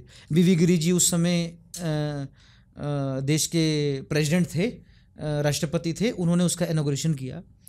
अब बड़ा विशेष आप समझिएगा, स्वामी रंगानाथानंद रामकृष्ण मिशन जो स्वामी विवेकानंद का संगठन है उसके अध्यक्ष महाराज, और वो उसके प्रेसिडेंट रहे। इंदिरा गांधी जी के आह्वान पर ही वो कई देशों में उन्होंने ट्रैवल किया वेदांत का प्रचार प्रसार करने के लिए। तो उनके माध्यम से एकनाथ जी ने इंदिरा गांधी से संपर्क किया और इंदिरा गांधी जी उस मेमोरियल के इनॉग्रेशन में आई, जिस इनॉग्रेशन में परम पूजनीय गुरु जी का भी आना हुआ था। अच्छा, तो बुलाया कैसे? मतलब वो अपने आप ही आ गई, स्वतः आ गई, या कुछ कहा कि आ जाओ कि ये पॉलिटिकल बेनिफिट मिलेगा आपको, या क्या क्या हुआ? मतलब ऐसी आ गई? नेहरू जी को बुलाने के लिए लाल बहादुर शास्त्री जी ने कहा था क्या नेहरू जी को आप सीधे मिलने मत जाना। जैसे ही नेहरू जी सुनेंगे एकनाथ जी आप आरएसएस से हैं, नेहरू जी आपको बिल्कुल ही अलग नज़र से देखने लगेंगे और शायद से आपसे ढंग से बात भी ना करें। इस प्रकार से लाल बहादुर शास्त्री जी ने ये विषय रखा था। अच्छा। तो लेकिन पंडित नेहरू का देहांत हो गया था कुछ ही दिनों बाद, इसलिए एकनाथ जी उनसे मिल भी नहीं पाए थे। तो इंदिरा गांधी जी से जब मिलवाने की बात आई तो वो स्वामी रंगानाथानंद जी के महाराज जी के माध्यम से हो गया। जैसे लाल बहादुर शास्त्री जी उनको मिलवा सकते थे, लेकिन सीधा जाते तो विषय बिगड़ जाता। एकनाथ जी के मतलब उस टाइम पे कांग्रेस में कुछ ज़्यादा ही फैन नहीं हो गए थे, मतलब फैन बॉयज कुछ ज़्यादा ही बना लिए भाई साहब ने, ये क्या हो चल रहा है? मतलब एक और नेहरू जी जो है वो आरएसएस से पूर्ण घृणा कर रहे हैं, उधर से एक आरएसएस का बंदा जा रहा है, संघ का बंदा जा रहा है, और वो कांग्रेस में अब कांग्रेस के लोगों को फैन बॉय बनाया जा रहा है। ये क्या चक्कर था भाई? गोविंद मेनन उस समय सेंट्रल मिनिस्टर रहे, उन्होंने एकनाथ जी से सीधा पूछ लिया क्या संघ का स्वामी विवेकानंद से क्या लेना देना है, और क्या आपका भी संघ से कुछ लेना देना है क्या, और वो क्या है। एकनाथ जी ने अपनी आइडेंटिटी बिल्कुल नहीं छुपाई और क्लैरिटी से बताया क्या मैं राष्ट्रीय स्वयंसेवक संघ का प्रचारक रहा और 1956 से 62 तक मैं जनरल सेक्रेटरी के दायित्व पे भी रहा हूँ, क्लियर कट बताया। और आगे बताया क्या RSS work is the extension of Swami Vivekananda's work, बिल्कुल क्लैरिटी से। और स्वामी विवेकानंद की फिलॉसफी से ही मैं संघ का प्रचारक बना हूँ, ये क्लैरिटी से उन्होंने ये बिल्कुल उनके सामने रखा। तो गोविंद मेनन तिलमिला गए कि इतनी क्लैरिटी कहाँ मैंने किसी व्यक्ति में देखी। खुद आपने स्वामी विवेकानंद को समझा नहीं, खुद आपने संघ को समझा नहीं, और दोनों विषय को आप अपने हिसाब से बना रहे हैं। एकनाथ जी ने उन सब की नस पकड़ ली। हुमायूं कबीर तो जो उस समय कांग्रेस के मंत्री थे सेंट्रल मिनिस्टर में, वो तो वैसे नहीं मानने वाले थे। वो मैं ट्रिक बताता हूँ, जैसे को तैसा, जो प्रेम से माने उसको प्रेम से समझाना, जो टेढ़े थे, जो कह रहे थे कि सौंदर्य बिगड़ जाएगा, उनको उसी हिसाब से समझाना, क्योंकि अधिकतर जो लोग थे उनको इसमें कोई विरोध नहीं था। क्या भाई ये तो कार्य होना चाहिए, स्वामी विवेकानंद का कार्य होना चाहिए, इसमें कोई विरोध नहीं था। लेकिन कुछ टेढ़े एग्जाम्पल भी मिले, जैसे इन्होंने पूछा क्या इससे कि स्वामी जी से और संघ का क्या लेना देना है, आप क्यों इसमें लगे हुए हैं। तो ऐसा ही हुमायूं कबीर वाला विषय ऐसा पड़ा, क्या हुमायूं कबीर ने जब कहा कि इसका सुंदरता खत्म हो जाएगा, तो एकनाथ जी पहुंच गए कलकत्ता। कलकत्ता में जाके रामकृष्ण मिशन के माध्यम से उन्होंने एक प्रेस कॉन्फ्रेंस करवाई, बड़े बड़े न्यूज़पेपर्स वहां पर आ गए, और वहां पर एकनाथ जी विषय रखते हैं कि यहाँ के जन्मे एक सन्यासी स्वामी विवेकानंद, जिन्होंने संपूर्ण विश्व में भारतीय संस्कृति का गौरव बढ़ाया, हमारी जगह का नाम किया, उस सन्यासी का दक्षिण भारत के दक्षिण में जाते जब हम वहाँ की कन्याकुमारी में, जहाँ पर उन्होंने अपने जीवन का उद्देश्य पाया था, वहाँ पे उनका एक मेमोरियल बन रहा है, आपका सांसद क्यों उसको मना कर रहा है। ये बात जैसे ही अगले दिन न्यूज़पेपर्स में आई फुल फ्लेज, तो पॉलिटिशियन तो थे, ये तो वो थे ना जो मानने वाले नहीं थे, ये तो अलग ही एक धुन में थे हुमायूं कबीर। अगले दिन एकनाथ जी को बुला लिया दिल्ली में, आइए एकनाथ जी। तो फिर कहते हैं नहीं जी, मैंने कब मना किया आपको मैंने तो ऐसा कमेंट गांधी जी के वहां पे मंडपम के लिए भी किया था, लेकिन तो वो तो बन गया था। तो ये पॉलिटिक्स जब आ जाती है ना काम में, तो जैसे एकनाथ जी को 90% तो सरल लोग ही मिले जहां वो गए, और उनके खुद के कैरेक्टर की वजह से, क्योंकि एक व्यक्ति का भी एक बहुत बड़ा स्टेचर होता है कि अभी वो सेल्फलेसली लाइफ दे रहा है। जो हम बार बार आइडियोलॉजी की बात कर रहे हैं, मतलब एक सही मायने में एक विचार में प्रवाह करते हुए अपना तन मन उसके लिए समर्पित कर दिया, अपना घर छोड़ दिया, सब कुछ, और एक जेन्युइन लाइफ जी रहा है, सामाजिक लाइफ। वो एक श्रद्धा व्यक्ति के प्रति, फिर स्वामी विवेकानंद का मेमोरियल बन रहा है, उसके प्रति श्रद्धा। बीच में जो काटा, तो वो जो आपने प्रश्न पूछा पॉलिटिक्स, तो जहां पॉलिटिक्स है तो एकनाथ जी ने पॉलिटिक्स को तुरंत से साइडलाइन कर दिया। अच्छा, हाँ, वो पॉलिटिक्स में साइडलाइन तो आजकल भी चल रहा है बहुत। संघ का मतलब पहले से ही चल रहा है ये कि साइडलाइन कर दो, देखा जाएगा। नहीं, जो गलत कर रहा था, जो रोकेगा इस प्रकार से कार्य को, तो उस तक संवाद भी करने की कोशिश करी, लेकिन जब उन्होंने क्लैरिटी से ऐसे बोल दिया क्या भाई वहाँ सौंदर्य खत्म हो जाएगा, उसका मेमोरियल का, वो रॉक का, उस पर कोई मेमोरियल बन ही नहीं सकता, तो एकनाथ जी को पता था कहाँ से चाबी घुमानी है। हाँ, नहीं, वो चाबी आजकल भी बहुत घूम रही है भाई साहब, घूमती रहनी चाहिए, जरूरी है। तो अभी चुनाव चल रहे हैं, क्या लग रहा है आपको? जो सबको लग रहा है वही मुझे लग रहा है। आपको क्या लग रहा है? आप अपना बोलिए, सबको सब अपना बोल देंगे खुद इस बार। एक अद्भुत ट्रांसफॉर्मेशन हर व्यक्ति देख रहा है। मैं दक्षिण हरियाणा के सबसे पिछड़ा हुआ ही मैं जिला कहूँगा, महेंद्रगढ़ से आता हूँ, राजस्थान से बिल्कुल सटा हुआ है, उसमें एक तहसील है नारनौल जी।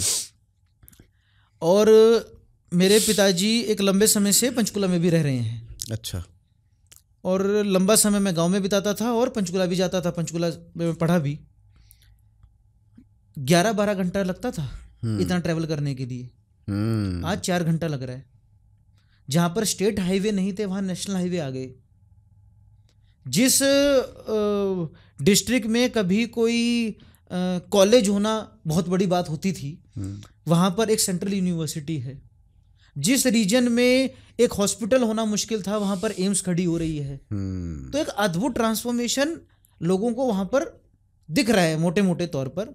और एक राष्ट्र के तौर पर एक राष्ट्र है, मेरा और देश से कोई लेना देना है, ये भी एक सेंस डेवलप हो रहा है। तो जो वर्तमान सरकार है उसका प्रभाव खासकर जो लोकसभा के इलेक्शन में उसके लिए अद्भुत है देखने को। क्या ये जो कार्य हुआ है उसके प्रति एक बहुत सकारात्मक विचार है, नहीं तो एक अलग ही गड्ढे में जा रहा था, ऐसा लग रहा था सारी चीजें। अच्छा, तो मतलब आप कह रहे हैं कि ऑक्सफोर्ड से पढ़े हुए इकोनॉमिस्ट देश को गड्ढे में ले जा रहे थे? नहीं, कह तो आप यही रहे हैं। और एक चाय बनाने वाले प्रधानमंत्री देश को उठा रहे हैं। एक्चुअली क्या है कि ऑक्सफोर्ड से पढ़े वाले व्यक्ति को ना खुद रहा, उनको चलने नहीं दी गई। अच्छा। शायद से वो भी कुछ अच्छा करते, इसलिए उनका सम्मान हर व्यक्ति करता है। लेकिन अभी मतलब अगर आप लीडर हो तो गाली भी आपकी और तारीफ भी आपकी। अब ऐसा व्यक्ति आया है कि गाली भी उसकी और तारीफ भी उसकी। तो तारीफ है जो किया है सामने सामने। भाई साहब ये आदमी कभी भी पॉलिटिकली इनकरेक्ट हो ही नहीं सकता। इनको कितना ही घुमा फिरा के डॉज करने की कोशिश कर लो, ये पॉलिटिकली करेक्ट हो ही जाते हैं। नहीं, इतना काहे हो जाते हो भाई? नहीं संगी हो के इतना पॉलिटिकली ओरिजिनल है बिल्कुल सारा। जी, तो मतलब यही बात इनकी बहुत रोचक लगती है कि ये पॉलिटिकली इनकरेक्ट कभी नहीं होते। ये पंडित नेहरू को भी सम्मान देंगे, ये गांधी जी को भी उतना ही सम्मान देंगे और उतना ही सम्मान ये स्वामी जी को भी देंगे। तो अद्भुत टैलेंट है ये आप में, और इतना पॉजिटिव अगर आदमी रहे तो मतलब उसको सब चीज़ों में पॉजिटिव ही दिखता है। फिर तो इतने पॉजिटिव यही काम है हमारा। ये इतना पॉजिटिव होने का राज क्या है? कैसे इतना पॉजिटिव हो सकते हो आप? ये कॉलेज कैंपस में काम करने से ही हुआ। अच्छा। अब आप इसको समझिए कि 12वीं करके एक युवा आया दिल्ली यूनिवर्सिटी में, 12वीं पास करके आता है, CUT का एग्जाम दे रहा है। पहले प्योरली टॉप 4 में जो मार्क्स आते थे उसके बेस पे आता था, परसेंटाइल के बेस पे। उस विद्यार्थी वो first year, second year, final year में अभी 12वीं में पढ़ के आया। 12वीं का थोड़ा याद करिए, ज़्यादा पुराने दिन नहीं है, थोड़ा सा पीछे जाइए। कॉलेज में जाना, घूमना फिरना, मारा कूटी, ये वो इधर उधर की बातें, टाइम पास। नहीं मारा कूटी नहीं, इधर उधर की बातें तो ठीक है, थोड़ी बहुत मारा कुटी भी कर लेते हैं नहीं मारा थोड़ा यूथफुलनेस भी हो जाती थी नहीं, किसी विषय पे। लेकिन उस समय ये आइडियोलॉजिकल बातों पे नहीं, अपनी बातों के तूने ऐसे कर दिया, तूने ये कर दिया, वो वाली दोस्ती वाली मारा कुटी। काली वाली तेरी, पीली वाली मेरी, ये वाली मारा कुटी भी बहुत होती थी भाई साहब। होती होगी। आपके अनुभव ज्यादा लग रहे हैं ऐसे में। अनुभव की बात नहीं है, ये कॉलेजों में तो ये आम है। तो ये इन सब विषय से काते हुए एकदम से आप कॉलेज में आए, फर्स्ट ईयर, सेकंड ईयर और फाइनल ईयर में, और किसी प्रकार का झंडा लेके घूम रहे हो। पढ़ा कुछ नहीं है, जाना कुछ नहीं है, किसी को कुछ ना कुछ, वो खुद अपने आप को रंगा हुआ घूम रहा है क्या भाई मैं तो इस विचारधारा में, ना विचार है ना धारा है, ना तो कोई विचार है जीवन में, ना कोई धारा प्रवाह हो रही है। तो जब मैंने उन सबके साथ बातें करना शुरू किया तो लगा कि ये तो अपने भाई बंधु हैं। कोई यूपी से आया हुआ है, कोई गोंडा का है, कोई काशी का है, कोई बस्ती का है, कोई संत कबीर नगर का है, कोई हाथरस का है, तो कोई मेरठ का है, तो कोई बागपत का है, तो कोई हरियाणा का है, कोई महेंद्रगढ़ का है, कोई राजस्थान का है, कोई जोधपुर जयपुर, कोई केरला से है, कोई आंध्र प्रदेश है। विषय सबके एक ही, क्या लाइफ में कुछ करना है भैया, अच्छा सकारात्मक, देश के लिए कुछ करना है कुछ, और सबका अधिकतर एक विषय क्या, बहुत हम्बल बैकग्राउंड से आए हैं, फैमिली के लिए कुछ करना है। तो फिर मैंने कहा कि फिर ये बाकी तमाशे में इतना टाइम पास क्यों करना, नेशन बिल्डिंग के काम में लगो, किसी भी तरीके से करो। तो ये पॉजिटिविटी तो वहां से आई। अच्छा, ये इसमें अभी आपने कहा कि देश के लिए कुछ करना है, परिवार के लिए कुछ करना है, और इधर से पीयूष मिश्रा जी आते हैं, वो JNU के ऊपर एक फिल्म भी बना रहे हैं, मतलब नाम थोड़ा सा चेंज कर दिया है, बट सबको पता है कि वो क्या है और कहाँ पे तंज कसने के प्रयास चल रहे हैं। तो पीयूष मिश्रा जी की जो फिल्म है, या पीयूष मिश्रा जी का जो व्यक्तित्व रहा, वो प्योरली वामपंथ के लिए उन्होंने काम किया, वाम के लिए पूरा काम किया, अपनी पूरी आयु खपा दी उन्होंने वाम के लिए काम करते करते, और फिर इवेंचुअली कहा कि वाम जो है वो एक ऐसी आइडियोलॉजी है, वो आपको अपने परिवार से डिटैच करा देती है, आपको कहती है कि पैसा बहुत बुरी चीज़ है, आपको पैसा कमाना ही नहीं देती, और आपका परिवार जो है भूखा मर जाता है, गर्त में चला जाता है, डिस्ट्रॉयड हो जाते हो, बिल्कुल एकदम खत्म हो जाते हो। वेस्ट बंगाल की बात कर रहे हैं क्या? नहीं, वो अपने में चला गया ना, अपने परिवार की बात कर रहे थे। खैर वैसे वेस्ट बंगाल की बात भी, मतलब अगर हम देखें इतना प्रोस्पेरस स्टेट, कैलकाटा की हम बात करें तो कैलकाटा वाज, अगर 47 में हम कैलकाटा को देखें तो कैलकाटा जो है मुंबई से बहुत ऊपर था in terms of GDP, in terms of growth, in terms of industries, everything was there in Calcutta. ठीक है, तो भारत का मतलब अभी मुंबई सबसे ऊपर है ना, आर्थिक कैपिटल है भारत की, तो उस समय कलकत्ता हुआ करती थी। अब एक मेट्रो जो होती है उसका जो मूल रूप होता है वो आपको दिखेगी बढ़ती हुई। वो दिल्ली अगर देखो तो दिल्ली जो है बढ़ते बढ़ते नोएडा चली गई, बढ़ते बढ़ते फरीदाबाद चली गई, गुड़गांव चली गई, फिर उधर से सोनीपत जा रही है और वो बढ़ती जा रही है, वो बढ़ती वृहद होती जा रही है। छोटे सेंटर्स बहुत बड़े बन गए। हाँ, वो वृहद होती जा रही है, वो बढ़ती ही जा रही है। ऐसे ही मुंबई आप देखोगे तो मुंबई साला नहीं, वैसे ही मुंबई आप देखोगे तो मुंबई जो है वो पुणे तक चला गया, एक्सपेंड होते होते पुणे तक चला गया हिसाब से देखो तो। कलकत्ता सुगड़ रहा है। तो ये प्रॉस्पेरिटी, ये जो प्रॉस्पेरिटी हुआ करती थी एक समय पे, बंगाली प्राउडली कहा करते थे कि जो कलकत्ता में हम आज सोचते हैं ना पूरा भारत कल या परसों, things today, India thinks tomorrow, वो बाद में सोचता है। हमारी सोच बहुत सुभाष बाबू, स्वामी विवेकानंद, जिसका रविंद्रनाथ टैगोर उसकी भूमि है भैया। अद्भुत जगत है, लेकिन कैसे किस प्रकार से वामपंथ की जड़ों में, इसीलिए उसको जब फेंका तो ऐसा फेंका कि अब वो समाप्ति हो गया। और अब धीरे धीरे धीरे चीजें, एक नई पॉलिटिकल पार्टी आई है, वो भी समाप्ति की ओर जा रही है। वहाँ पे समाप्ति की ओर तो जा रही है, पर उन्होंने जो कम्युनिस्ट्स ने किया उसको आगे बढ़ाया ही है, उन्होंने रोका नहीं है उसको। वो और ज्यादा बड़े कम्युनिस्ट बन के वहाँ पे उभर के आए हैं। जो काम कम्युनिस्ट ने किया और जो जिसके अगेंस्ट ममता दीदी थी वहाँ पे, उन सभी चीजों को ममता दीदी ने और बड़े और वृहद रूप में किया है, जो जिनके अगेंस्ट वो हुआ करती थी। लेकिन जो उन्होंने संकल्पना दी थी, अगर वो पूर्ण नहीं होगी तो समाप्ति ज्यादा समय लेगी नहीं। 2011 में दीदी आई थी। 2000 कब तक, अगले चुनावों तक कब है चुनाव, 27 में शायद, ऐसे ही है जब भी है, तो तब तक समय बताएगा। दीदी चली जाएंगी चली जाए, हम तो कहते हैं कि ठीक है, बाकी तो सही है। हाँ, तो ये पीयूष मिश्रा की हम बात कर रहे थे, तो पीयूष मिश्रा ने कहा कि ये जो विचारधारा है क्या ये पॉजिटिविटी से दूर करती है। पॉजिटिविटी की बात चल रही थी, तो पीयूष मिश्रा का जो फेज था वो शराब में डूब जाना, वो कोई किसी भी प्रकार से धन अर्जित ना करना, आइडियोलॉजी को पूरा समर्पण कर देना, और इतना टैलेंट होने के बाद भी आप कुछ ना कर पाना, परिवार खत्म कर देना। तो क्या ये आइडियोलॉजी जो है ये आपको अंदर से समाप्त कर देती है, तोड़ देती है, या फिर मतलब आपको डिस्ट्रक्शन की तरफ ले जाती है? ऐसा है क्या कुछ? देखिए, एक तो पीयूष मिश्रा जी के अपने व्यक्तिगत अनुभव हैं और उनको आप दरकिनार कर नहीं सकते। व्यक्ति बहुत ही प्रबुद्ध व्यक्ति है, क्रिएटिव व्यक्ति है। अरे जबरदस्त क्रिएटिव है। मैं थोड़ा सा, अब आपने पीयूष मिश्रा जी का नाम ले ही दिया था तो उनका बड़ा विशेष है ना। उनकी कहानियाँ, किस्से एक से एक अद्भुत है। क्या तू जिस गति से है चला तो उस गति को पाएगा, तो फूल सूंघता रहा तो किस गति समाएगा, सर पे जिसके तेज और हाथ धनुष बाण हो, वीर उसको बोलते वो बूढ़ा हो जवान हो, रण में जाके हो खड़ा तू चक्रव्यूह तोड़ दे, रे मौत को भी मात दे, रे जिंदगी मरोड़ दे। तो अद्भुत उनका वांग्मय और सब कुछ है। उनके प्रत्यक्ष अनुभव उन्होंने शेयर किए।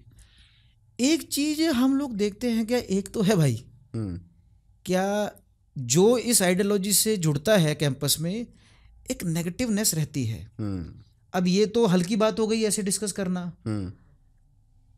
अभी मैं एक रिसर्च का आपको स्क्रीनशॉट दूंगा, आप उसको शेयर कर दीजिएगा और उसको बाकी लोग पढ़ सकते हैं। एक अच्छी रिसर्च आई है, क्या लेफ्ट लीनिंग स्टूडेंट्स जो हैं, वो किसी विदेशी यूनिवर्सिटी का एक डेटा है, उनके अंदर एक सेंस ऑफ नेगेटिविटी ज्यादा दिखी है। ये रिसर्च का मैं डेटा बता रहा हूँ। एक तो नॉर्मल मैंने बताया जो मेरे भी अनुभव में आया, क्या थोड़ा सा हर चीज में नेगेटिविटी देखना, ये वो उस प्रकार से रहना, ये तो उस प्रकार से बात हो गई। दूसरी, क्या रिसर्च किया हुआ तो कुछ फाइंडिंग्स भी आई हैं अभी, लेटेस्ट रिसर्च हुई है। क्या ये डिप्रेशन का भी कारण बनता है? स्वाभाविक बनता है, क्योंकि अंततः सत्य क्या है, आप हर चीज को नकार रहे हो, वो तो मुझे समझ आ गया। क्या आप कहोगे ये भी गलत है, वो भी गलत है, ये सारी कायनात गलत है, वो मैंने समझ लिया, सारे बंधन गलत हैं, सब कुछ गलत है, ये मैंने सब कुछ मान लिया। सही क्या है वो दिखा नहीं पा रहे। जहां सब कुछ गलत है पर सही कुछ नहीं है, सही कुछ है नहीं। तो वो जब आपकी अल्टीमेटली जब आपके अध्यात्म के ऊपर जब प्रश्न उठता है ना, अध्यात्म मतलब पर्सनल अध्यात्म, ना कि दूसरे वाला, जब आपकी स्पिरिचुअलिटी को डिसमेंटल किया जाता है ना अंदर से, तो व्यक्ति फिर वो थर्रा जाता है। कुछ समय तो उसको सारा लगता है, और फिर उसको, जैसे एकनाथ जी का भी हम डिस्कस कर रहे थे, एकनाथ जी की लाइफ से दिख रहा था ना, तो यहाँ पर लाइफ से तो कुछ और दिख रहा है, शब्दों में कुछ और दिख रहा है। लाइफ में भाई भतीजावाद चल रहा है, आइडियोलॉजी के नाम पे बहुत बड़े कम्युनिस्ट बन रहे हैं। तो ये सारे जब विषय देखते हैं तो फिर वो ज़्यादा डिप्रेशन और इस विषय में भी जाएगा, स्वाभाविक उसके लिए जाना। तो यही मतलब ये जेएनयू में डिप्रेशन के कितने केसेस आप देखते हैं? मतलब जो यूथ, मतलब मैं अगर अपने यूथ की बात करूं, अब तो बूढ़े हो गए, तो अपने यूथ की बात करूं मैं, तो उस समय मेरे को ये डिप्रेशन नाम की का जो शब्द था ना, वो पता भी नहीं था कि डिप्रेशन भी कुछ होता है, कैसे होते हैं डिप्रेस, मेरे को ये समझ में भी नहीं आता था। और अब ये जो है ये छोटे छोटे से बच्चों में कॉमन सी हो गई, स्कूल के बच्चों में भी इस तरीके की चीज़ें जो कॉमन होती जा रही हैं। तो ये माँ बाप से भी आता है, ये अगर सोसाइटी से भी आता है, आसपास का एनवायरनमेंट है, फिर आपकी विचारधारा से भी आता है। तो अगर आप जेएनयू की मैं बात करूं, वहाँ पे लेफ्ट का प्रभाव इतना है, तो क्या डिप्रेशन के शिकार बच्चे आपको वहाँ पे दिखते हैं? नहीं, ऐसा तो नहीं कहूँगा। एक तो जेएनयू की अच्छी एक विशेषता, जैसे मैं बताऊंगा कि थोड़े से मैच्योर युवा ही वहाँ पे होते हैं। ये डिप्रेशन के केस ज़्यादातर जो अंडर ग्रेजुएट विद्यार्थी हैं उस पर ज़्यादा रहता है, और बाकी जेएनयू का नहीं कहूँगा मैं क्या स्पेसिफिकली जेएनयू में से, लेकिन एक बड़ा तबका युवाओं का वो इसमें first level, second level, third level, fourth level, क्योंकि इसके भी अलग अलग लेवल्स होते हैं मेंटल हेल्थ के भी, किस सिंड्रोम में आप जा रहे हैं। तो एक बड़ी संख्या में लोगों का जाना इसमें, इसके बहुत सारे कारण हो रखे हैं आजकल, तो बहुत सारे अनंत कारण हैं। इवन मैं यहाँ बैठा हूँ, मैंने कुछ चूज किया है, मैं देख रहा हूँ कि आप मेरे क्लासमेट थे, आपने कुछ अच्छा कर लिया, ये भी मुझे फर्स्ट लेवल ऑफ डिप्रेशन में लेके जा सकता है, अगर मैंने 4-5 एग्जांपल्स ऐसे देख लिए तो। अरे आपकी क्रश ने, आपने सोचा कि मेरी क्रश आज ब्लू कलर का टॉप पहन के आएगी, उसने वो नहीं पहना, तो उस बेसिस पे ये चीज़ पढ़ी मैंने अभी, वो सोचता रहा उसके बारे में, ओवर थिंक कर गया कि आज इसने ब्लू क्यों नहीं तो फिर पहना। वो कैसा कंटेंट देख रहा है उसके ऊपर भी है, कैसे लोगों से घिरा हुआ है, वही क्या चिंतन है, क्या चर्चा है, बहुत खतरनाक है फिर तो ये इस लेवल पे भी आ चुका है। पर चलिए इस विषय में कभी और ढंग से चर्चा करेंगे। आप अपनी पॉजिटिविटी इसी तरीके से बनाए रखें, ये बहुत इम्पॉर्टेंट है। और यादव जी से हमारी आज चर्चा हुई, इसी चर्चा को हम कभी और आगे कंटिन्यू रखेंगे। हमारा आना जाना तो चलता ही रहेगा भाई के साथ, तो आगे किसी और विषय पे फिर से चर्चा करेंगे। आप हमारे साथ आए, बहुत बहुत धन्यवाद। बहुत बहुत धन्यवाद दादा। अरे दादा कहाँ जी। तो आप सभी को राम राम, मिलते हैं अगले ऐसे किसी और पॉडकास्ट में। धन्यवाद।